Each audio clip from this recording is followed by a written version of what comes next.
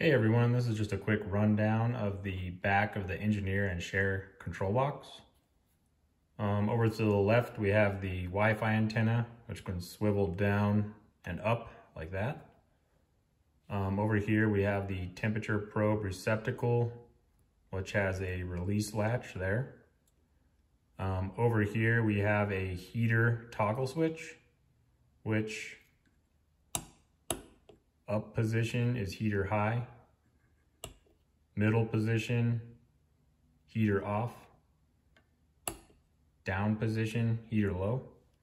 And this is the main power toggle. So up position, control box is on, down position, control box is off. This is the breaker reset button. So if for some reason the breaker trips, you can just push this silicone cover in, which will push the button and reset the breaker.